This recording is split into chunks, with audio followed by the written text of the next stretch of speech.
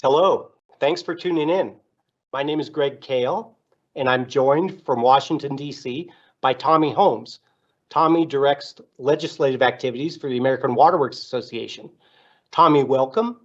This is a tremendous moment for the water sector. President Joe Biden has just signed the Infrastructure Investment and Jobs Act, which gives a historic amount of funding for water infrastructure.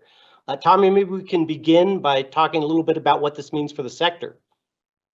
Well, thanks, Greg. Let me begin by acknowledging the contributions of AWWA members in making this happen. It was interesting to me that we sent a legislative advisory out to our membership on October 21st, asking our members to ask their members of Congress to get on with the business of investing in the nation's water infrastructure. And Congress finished action on this bill on November 5th. I have to think our members' actions helped nudge things on a bit. Now, to answer your question, this act pumps $55 billion into the water sector. That's a tremendous lift from the federal government. Yeah, well, I know that AWWA has been talking about the need to invest in water infrastructure for as long as I can remember. Back in 2012, there was the Buried No Longer report, and that estimated that over 25 years, the U.S. would have to invest up to $1 trillion, maybe more, just for drinking water infrastructure, and that's to say nothing of wastewater infrastructure. So maybe a couple observations about how this act chips away at that enormous challenge? Sure. First, it puts more money into existing federal programs and creates pots of money for new programs. There's more money going into the drinking water and wastewater state revolving loan fund programs, or SRFs, and into the Water Infrastructure Finance and Innovation Act program, or WIFIA. And you might remember that AWWA was the chief architect for the creation of WIFIA, and we all worked hard to see it through to implementation.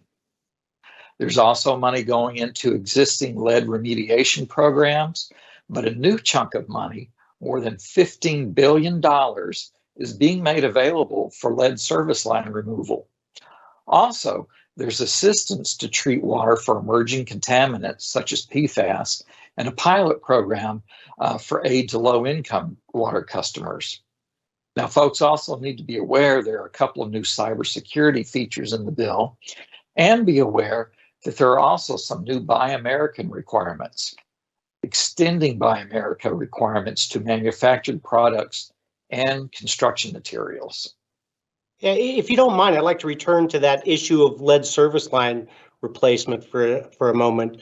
I know AWWA is a huge advocate of getting lead service lines out of the ground in their entirety nationwide. And I also know that the association's estimated could be upward of $60 billion in order to get that job done. Tell me where this act might help with that. Well, AWWA believes replacing lead service lines is the right thing to do.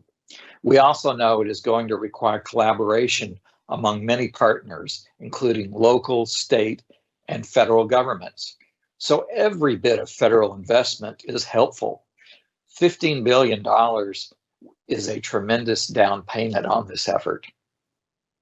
Yeah, I'm sure it is. Tommy, maybe you can give us an idea of how utilities can apply for funds from the act. Yeah, my email box began filling up immediately with that question as soon as the act passed. Now, most of the money will be channeled through the SRF programs. So my advice, and this was confirmed in conversations with EPA staff last week, is to get acquainted or reacquainted with your own state SRF officials.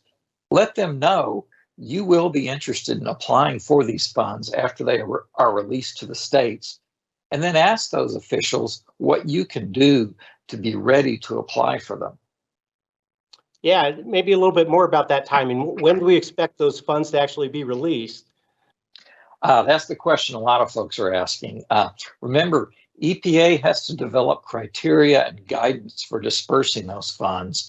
Then the money flowing through the SRFs has to go to the states or the authority for it, and those state agencies have to take applications and administer the funds. The good news is EPA began working on how to implement this summer after the Senate passed the bill. Also, and just as important, channeling the money through the SRFs means that there are already administrative structures and procedures in place to administer this money. Yeah, well, fantastic accomplishment, Tommy, to you and all of your staff. So congratulations. Well, thank you, Greg. Let me say once more that AWWA's grassroots members had a big hand in advancing this legislation. We have a fly-in in Washington every spring, and this year it was online, but we did have some key requests of Congress. One was that Congress must reauthorize and boost funding for the SRF and WIFIA, and Congress needs to assist local communities in removing lead service lines and in dealing with PFAS. And this bipartisan infrastructure deal does just that. Yeah, thank you once again, Tommy. I want to make sure that I remind all the viewers out there, please follow us on Twitter, follow us on Facebook, Instagram, LinkedIn, and tune in to Water Utility Insiders, Advisories, and AWWA's publications. I know that Tommy will keep us all updated on the progress of this bill and other AWWA activities. Thanks again, Tommy, and congratulations. Oh, thank you, Greg.